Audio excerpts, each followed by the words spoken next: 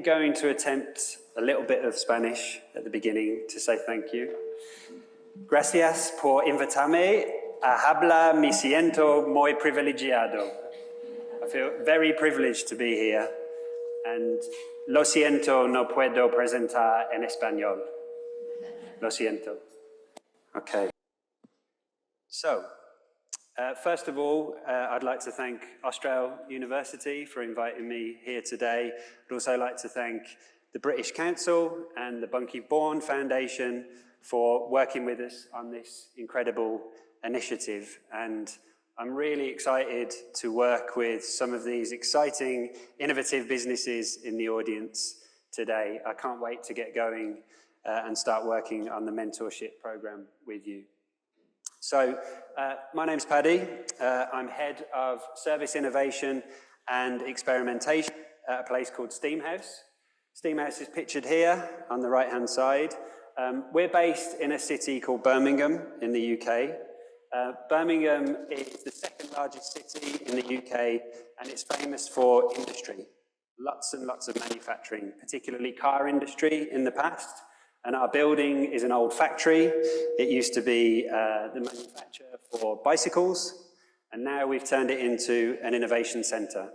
We're part of Birmingham City University, which is very focused on creativity, making, industry, and application of creative ideas. So our aim at Steamhouse is to make innovation happen.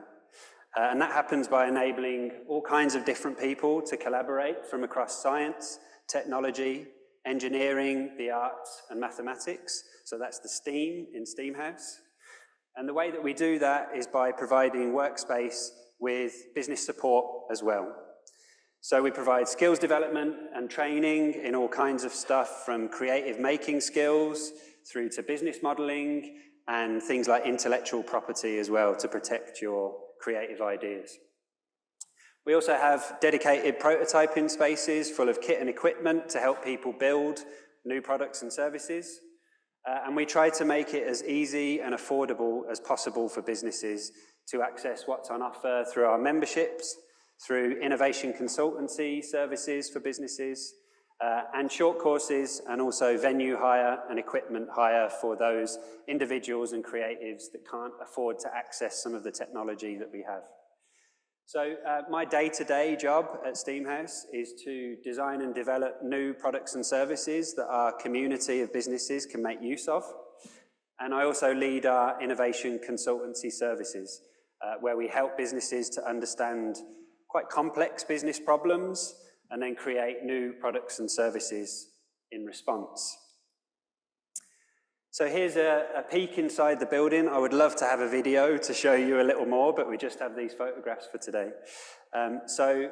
Top left, you can see our business incubator space, just here on the top left, which is a space created specifically for startups, like some of the businesses that we'll be working with in the next few weeks, who get access to affordable desk space, but also access to industry mentors and a community of like-minded creative businesses.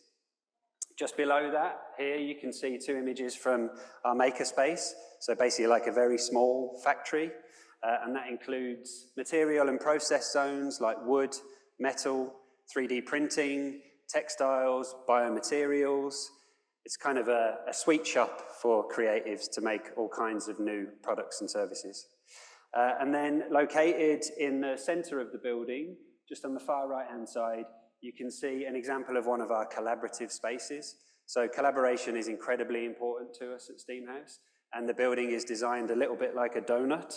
And in the center on every floor, there's 4 floors, we have a collaborative space for people from different industries and backgrounds to come together to collaborate and create ideas together. And then finally, in the top middle of the slide, you can see our brand new digital lab, which has been created to help people experiment with all kinds of digital technology, from AR and VR through to motion capture, 3D scanning, and also 360 immersive environments. So that's Steamhouse. A little bit about me. So I've been designing products and services for around 20 years.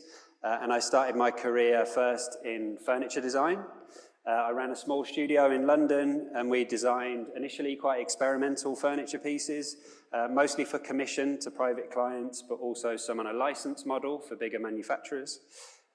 And then back in 2009, we started our own accessories brand with the aim of creating small items that were part of everybody's kind of daily carry.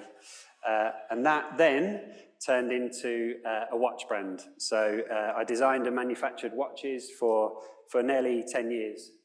And then I left that business in 2016, and I went to study a master's degree in innovation at Central St Martin's College of Art in London.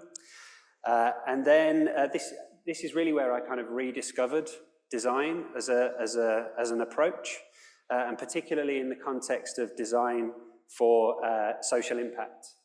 And I ended up working for a design consultancy in London called Shift, and we worked mostly with large charities to help them redesign or create new social impact focused ventures. And this was the first time in my career where I started to work very collaboratively in the design process. Instead of working on my own, designing watches, it was about working with people, co-creating in the design process. And we were tackling very complex problems such as childhood obesity or social division in a part of London, in South London. Get into the topic in hand. So I'm here to talk about designing products with meaning. And I must admit, it's quite a daunting topic to talk about, and one that had me reflecting on our work at Steamhouse quite a lot these past few weeks.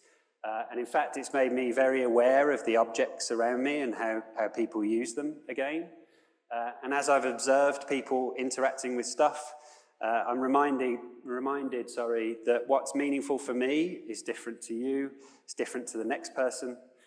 So for this reason, rather than discuss today what meaning in design is, I've decided to present some ways that we've supported businesses to create meaningful products and services, also some case studies, some tools and approaches that have helped people we work with to design products that connect with people on an emotional level.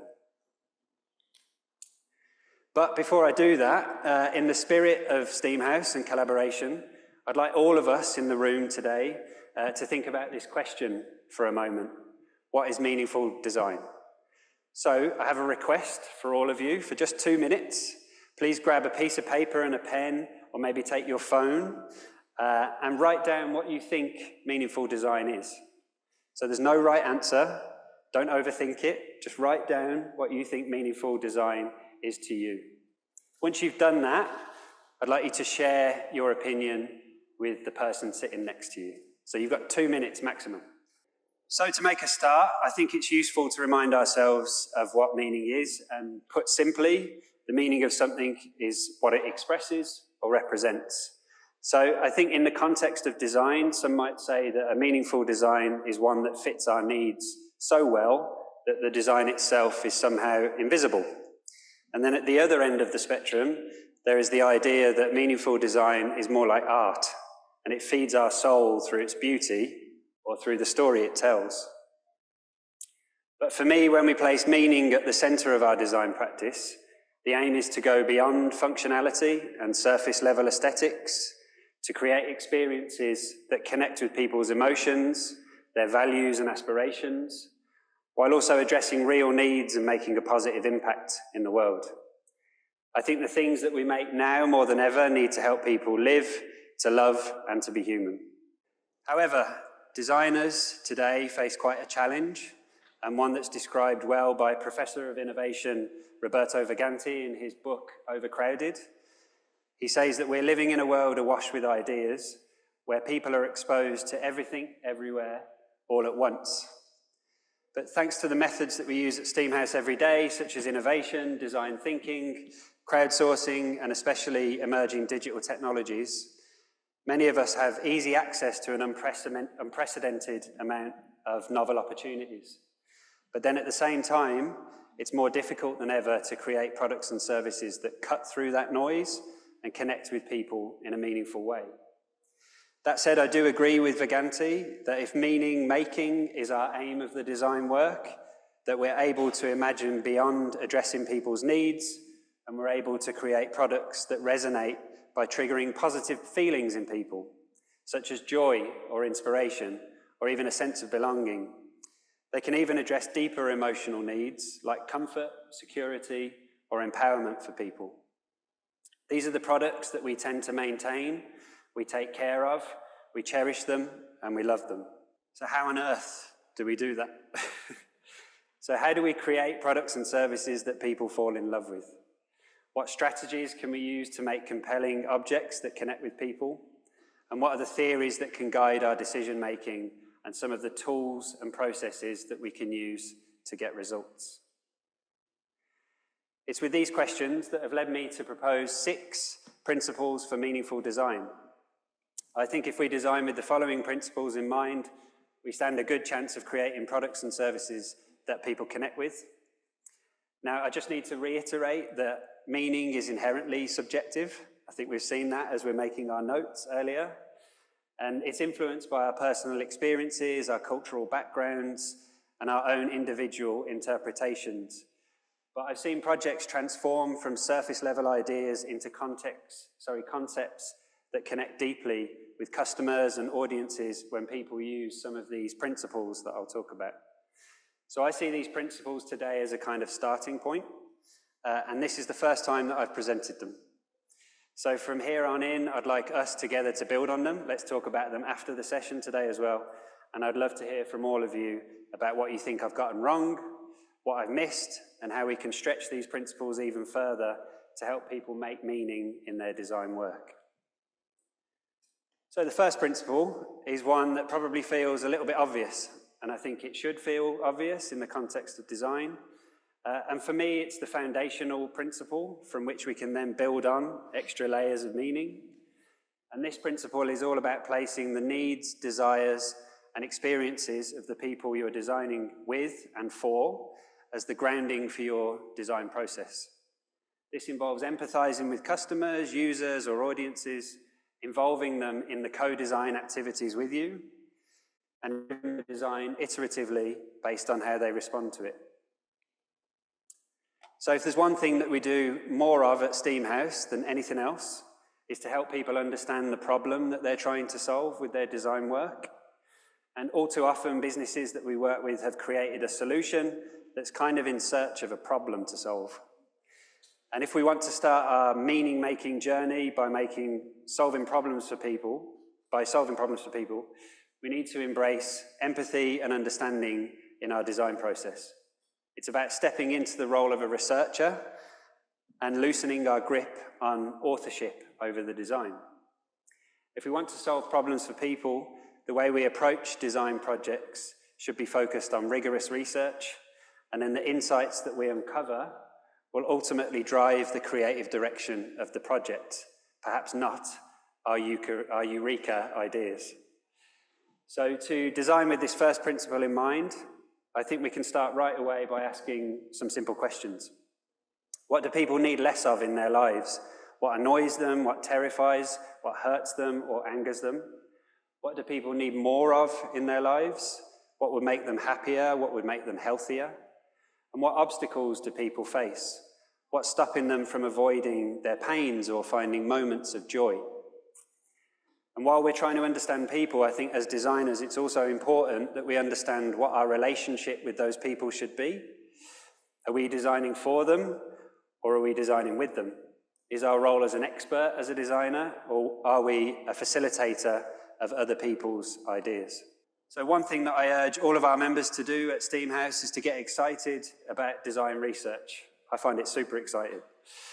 So when designing with the first principle in mind, we need to become obsessed with the problems that we want to solve. And this is where design research comes in. Techniques like interviewing people or ethnographic studies, they might not be new, but I think that they're essential for understanding the problem and the people that you're creating with or creating for. And the basis of good design research is simply empathy. It's about using creative methods that help us see, feel, and understand the world through someone else's experiences. It's through this human-centered approach that solutions to problems for people are created. The design research approach, in contrast to academic research, is to understand as much as you need to to make an inference or make a hypothesis, and then just start making. The strategy here is to build increasingly higher resolution versions of your product, let your potential users or customers use it, and if they find value in what you're offering, if they do, then you continue developing the product and keep testing what you've got. If not, you can consider changing tack and building something else instead. So there are numerous design research tools and approaches, but the simplest and most meaningful way to understand the problems that people face is to just spend time with them. And an ethnographic study was described to me once as deep hanging out, and I just think it's a useful way to think about it. We can hang out with people, we can understand their problems, their wants, their needs and their desires. It's just like regular hanging out, but instead you're making observations and about the context and behaviours of people along the way. So this picture here is from a project that I worked on where us as a design team, our aim was to design interventions that would tackle childhood obesity in one of London's most disadvantaged neighbourhoods. We spent time with numerous families in the area to understand their behaviours and attitudes toward food. And as part of the work, we set up what are called shop-alongs. So I stood back, I'm behind one of the mums that we were working with, and I made observations about her actions and the environment as she moved around the supermarket and made decisions about food. I asked questions about those decisions, and I mapped her movements. I drew her movements to make a map of how she behaved in the store. And also, we just hung out. We got to know each other. So one of the challenges of design research is to make sense of your observations and then turn them into insights that will inform the design work. One way that we do this at Steamhouse is by creating characters that represent some of the people that have been observed in the research, usually the specific audience for your new product or service. And by creating characters and situating them in stories that represent the challenges that they face, we can make our research insights come alive. People can see themselves in the stories. They begin to empathize through that process. Also, the design team use characters and stories throughout the design project. It acts as a kind of reminder of the people that we're designing for as we start to develop and get excited about our design ideas. Journey maps that illustrate the way that people currently deal with the problems that they're facing without the new product or service. And by plotting each phase of someone's journey using a problematic product, we can pinpoint the exact moments that lead to frustration for people, and we can see opportunities to create moments of delight for people too. Journey maps help test whether you've really understood as a design team what people are going through, and they help you be specific about where you think design can help them. Then to help give shape to a new product or service idea, we always encourage people to work on articulating a value proposition, and something that I think we'll be working with our businesses on over the next few weeks. This is essentially a simple statement that summarizes why a customer would choose your product or service to solve their problem. This is an image of Strategizer's value proposition canvas, and it's a really useful visual framework that helps you map out the fit between your idea and then the people who are experiencing the problem that you want to solve. It consists of two parts. On the left-hand side of the map is the value map, and on the right-hand side is the character profile. So the people that you're designing with are on the right-hand side. The value map describes the features, benefits, and experiences that your idea provides. The character profile describes what people want to get done on their journey and the things that are getting in their way. The goal is to align the value of your idea with the most important parts of your character's journey.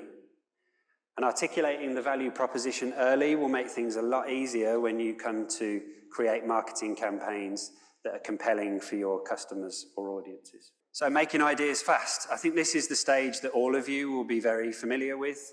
It's where we encourage people to just start building to see what happens. So start making your idea as lightweight as possible. And this is central to design research.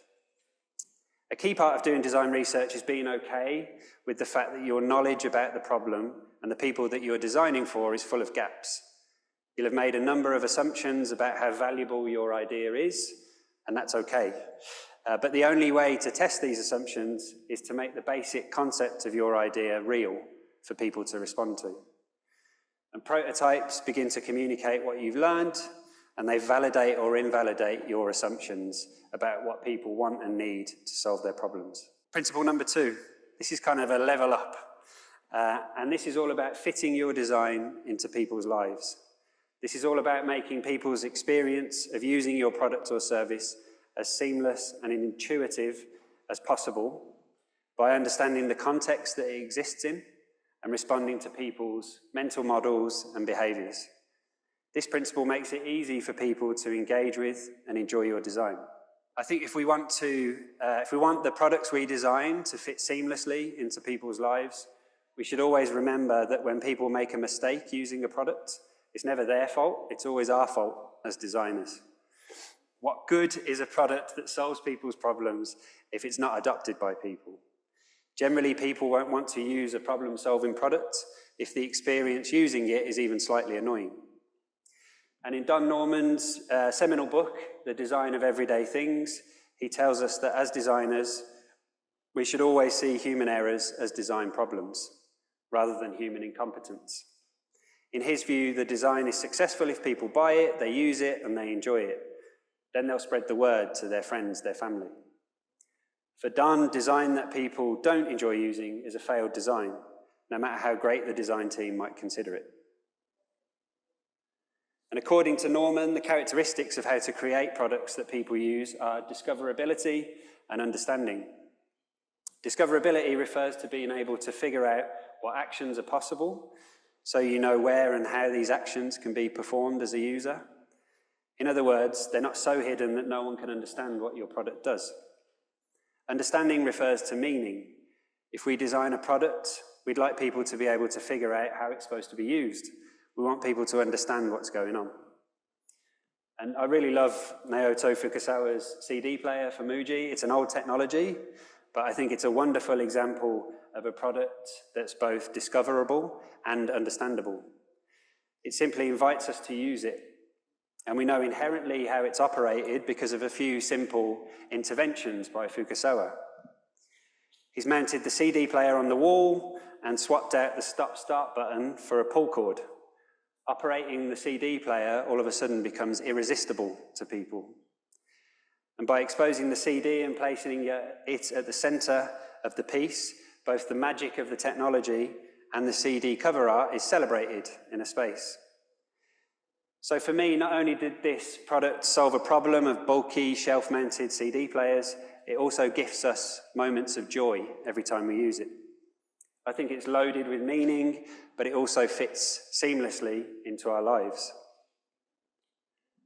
So, my third principle is to be purposeful and responsible. And this is about designing with a clear purpose and an understanding of the potential impacts of your design. This principle takes into account ethical implications and responsibilities in the design process. It includes considering the environmental impact, privacy concerns, inclusivity and fairness. And designing with this principle in mind ensures that the design aligns with ethical standards and social values. Now, the past 20 years or so, we've gotten really good as designers at human-centered problem solving. Us designers have optimized pretty much everything for convenience for people, so much so that people have changed their long-lived behaviors. We can see this clearly in our addiction to the mobile devices that we use every day. And as a result, we're seeing a dramatic shift in design perspectives, and I can see that in the work of our businesses. Many designers are calling for a move from egoism towards ecosystems. So we now must design for more than human needs to consider all living things. I think by being purposeful and responsible in our design work, there's not only an opportunity to create more ethical products and services, we can also connect with people, we can connect with our customers and audiences in a more meaningful way. So my third principle gives the design work a contextual depth, and it decenters the designer and the design work away from just human needs. It also seeks to address societal or environmental challenges, and it contributes to sustainable behaviours and aims to make a positive difference in people's lives. So designing with purpose can often feel quite overwhelming for some of the businesses that we work with at Steamhouse, but there are simple ways that we help them to make a start. And while design thinking or user experience design is anchored on understanding people's problems, when we do systems thinking, it helps us understand the network of things that a problem might exist within and how different elements of that system influence each other. And I've seen simple systems thinking exercises that we do at Steamhouse transform how people create products and services. It helps them zoom out and consider the consequences of the thing that they're designing. And I think the best way to explore systems, whilst it can feel difficult, is to just start mapping them. So just give it a go. And it's not easy at all, and it's always very messy, but that's really the nature of systems. And the first step that we guide people through at Steamhouse is called cluster mapping. So simply draw a circle on a piece of paper and describe the problem that you want to tackle in the middle of that circle. Then brainstorm everything that you can think of that relates to that issue. This is always easier with lots of other people. Try not to do it alone. It's all about collaboration. And working together in groups, people can compare what they've brainstormed. They can listen to each other's perspectives on what should be included in the system. And there's no wrong answers. There's always a lively and meaningful debate in this exercise. The next step then is to draw 3 concentric circles that represent the rest of the system and start plotting the elements that you've brainstormed together onto the system's map. And the idea here is to plot the most influential or affected elements closer to the center of the map, so closer to your problem space. Then next, as a team, your aim is to make connections between elements that you've mapped and focus on how those elements interact with each other. By describing these interactions, you can reflect on how your designs are changing the system that they exist in. It's a really simple tool, but very effective. You can ask questions like, is your design team doing harm, and to who or what within the system? And this exercise can highlight what you need to find out in your design research about the effect of your ideas before you start to build them. I think mapping systems is a simple but effective tool that could then be returned to throughout a design project to check in on whether you're being responsible and achieving your purpose as a design team. So another way we find useful is to align on a set of ethical principles in your project. It's a simple way to determine what's important to you as you develop the product. And there are numerous tools available online that can support you to do this. One of our favorite examples is on the right-hand side. It's actually a game. It's called Moral Agent by a company called Ethics for Designs. It's really great because it gamifies what can be quite a difficult process for you and your design team to work on. But it's a simple idea generation game that helps you and the people that you are designing with tackle issues in a fun and challenging way by using creativity. It's useful because it comes preloaded with questions that as a design team we often forget to ask as we get excited about design ideas. So for example, if we want to ensure our design is inclusive and accessible to people, the game might ask us questions such as, how does your idea lower barriers to participation? How does your idea promote adaptation for people? And how can we as a design team move beyond our own biases?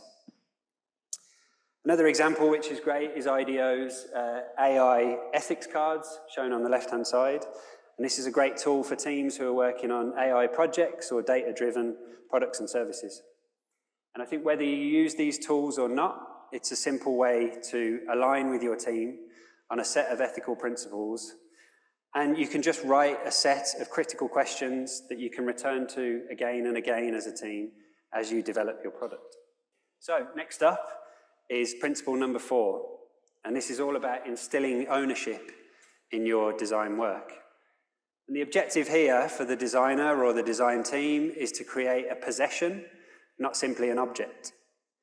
And with this principle in mind, the design work focuses attention on the user's experience with the object. It's about creating a design that people feel attached to, one that they don't want to give up, and one that they might even fall in love with. When we feel ownership over something, we feel like it's ours. There's an emotional connection between us and the object.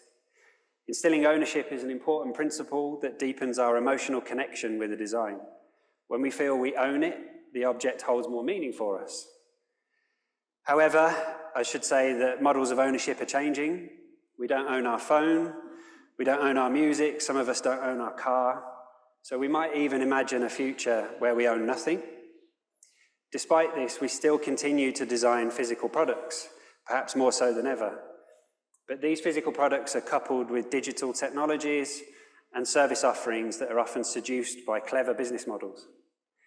And there's some interesting work by Associate Professor of the Dyson School of Engineering called Weston Baxter, and he argues that because of this change, we've lost track of something at the core of our designs, particularly digital designs, which is understanding how we own or take possession of something.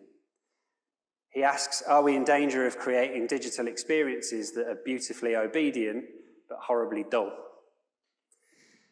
The theory of psychological ownership is based on three basic human motives. The first one is efficacy and effectance.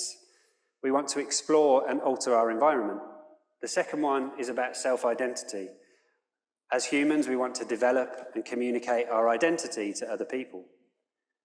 The third is about having a place. We want to cultivate and maintain a territory or a space, and this space could be physical or it could be a digital space. Weston's research is super interesting. It builds on these ideas to show that our possessive feelings with an object result from very specific interactions and experiences that we have with that object.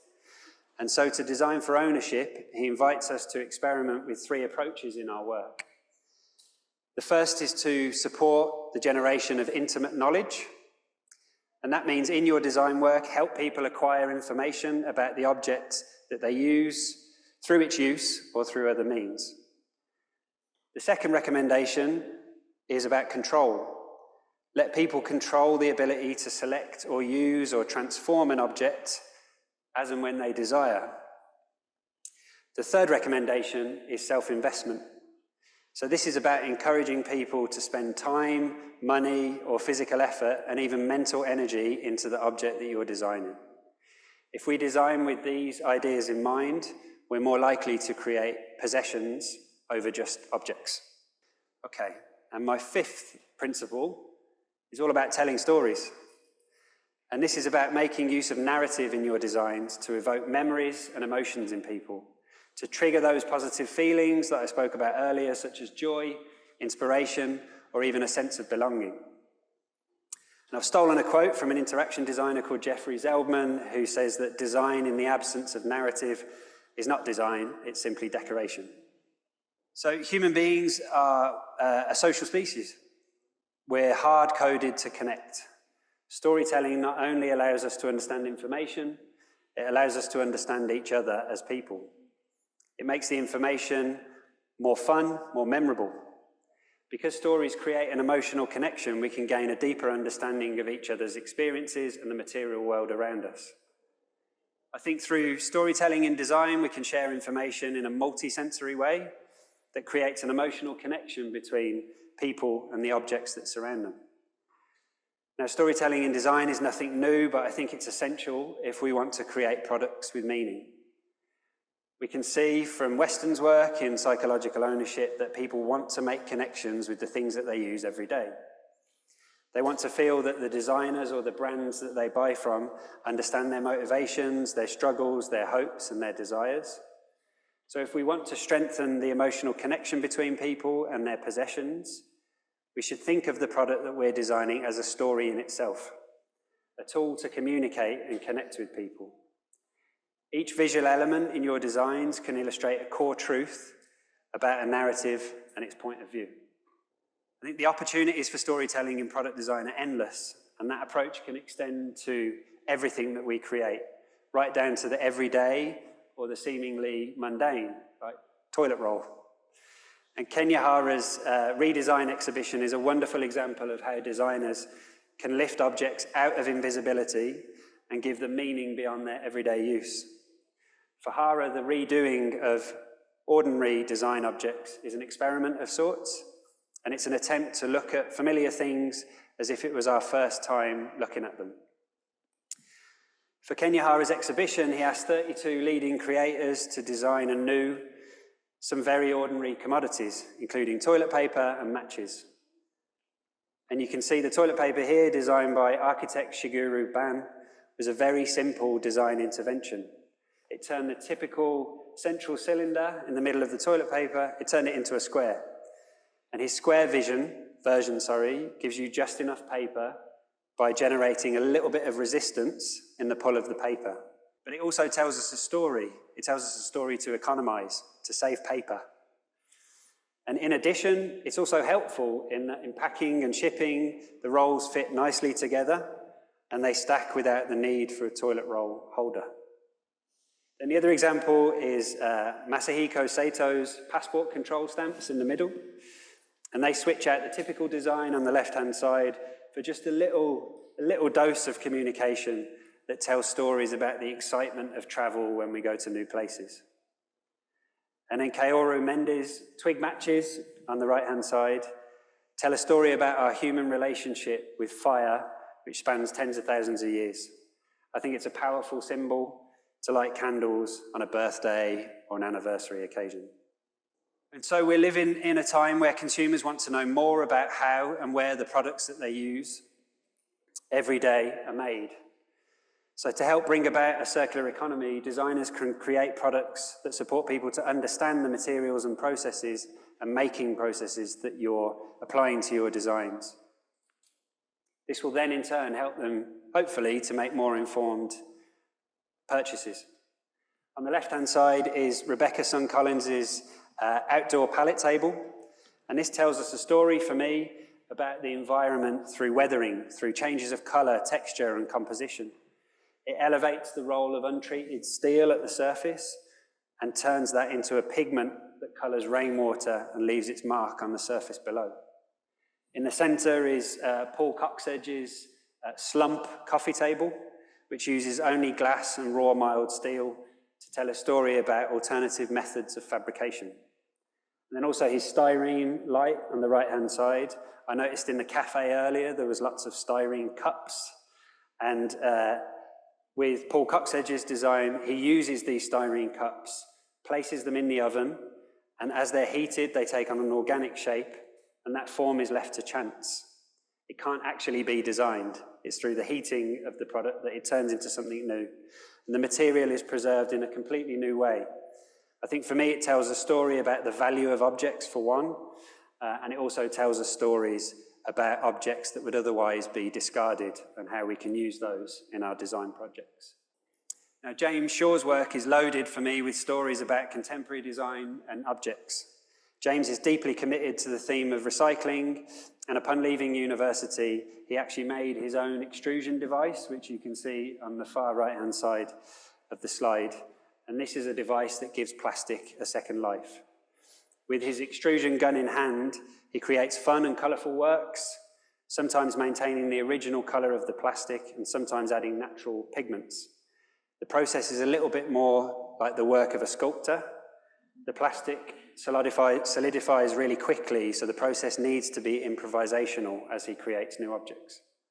And I think for me, his work tells stories about not only the untapped resources around us, but it also questions the notion of waste to create new objects that challenge our perceptions of aesthetics in design.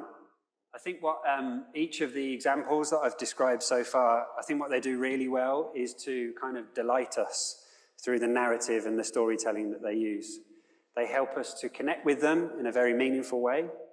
And I think if we're going to bring new products into the world, why not try and make people smile when we do that? And I think charming products that use wit and humour connect to our inner child. They often take on characters of their own, and they sometimes feel like part of the family in our homes. Just here, the light that you can see is Gitta Geschwetner's uncanny lamps, and each of these lamps are individual. They're designed specifically for their own space. And like most of her work, the lamps are normal things that have just gone a little bit strange. And they kind of come alive in a space because of that strangeness. Just next to that is a wine glass from William Warren. It's called the Drunk Wine Glass. And it came from the observation that when identical objects roll off the production line, it's the mistakes that have more quality and personality. And with glass blowing, the better you are at the craft, the more your wine glasses will look like a machine has made them. But the drunk wine glass, with William Warren, was blown by highly skilled craftsmen, but before they did the glass blowing, they drank a lot of wine. And the wine consumption then forces mistakes, and the otherwise standard glass takes on the character of drinking wine itself. And then, of course, Carl Clarkin's dormouse, which is a very sweet mouse-shaped door wedge, which is machined from beech with a brown leather tail, and why not? Okay, so my sixth and final principle for meaningful design is to arouse people's senses. This is all about designing for our feeling, our emotional connection to the world. It's as much a sensory experience as a cognitive one. While dealing with shape, colour, material and texture are all really important parts of design, I think that this principle is about how you make someone sense something through the design. Designing for our senses instead speaks to our biology. We connect with sensory objects in a way that's often quite difficult to describe. It's kind of a visceral feeling for us. But I think if we design with this principle in mind, our focus is on activating touch, sound, smell, taste, and also the wisdom that we have in our own bodies. So by designing for the senses, we can create inherently inclusive products that connect with people across cultures in a meaningful way. Fukasawa's banana fruit juice package here, I think, reveals something in common with the actual feeling of holding a banana. The banana stem is perfectly placed on the packaging flap, top right, and the design can't be seen as anything but a banana. But I think it's super clever because it immediately awakens our taste buds to the flavour that you'll encounter inside the packaging.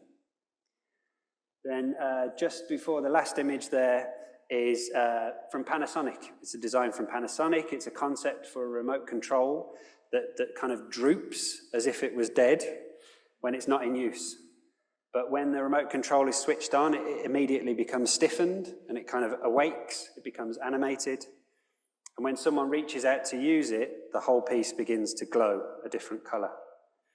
And while this piece never made it into production, I think it's a wonderful example of technological objects, how they can take on a new meaning when we design for our senses. Okay, so there we have it. We have our 6 principles for meaningful design. The first is to solve people's problems. The second, fit the design into people's lives, make it intuitive for people, make it enjoyable and easy. The third is to be purposeful and responsible in your design work with your design team. The fourth is to try and instill ownership in the relationship between a person and the objects that surround them. The fifth is to tell stories, and the sixth is to arouse people's senses. I think if we design with these principles in mind, we stand a good chance of making an emotional connection between people and the objects or technologies that they use every day. Overall, meaningful design goes beyond just problem solving and surface level aesthetics to create experiences that connect with people's emotions, values, and aspirations, while hopefully addressing real needs and making a positive impact in the world. But that's just what I think. So I'd quite like to hear what you guys think too. But muchas gracias, thank you.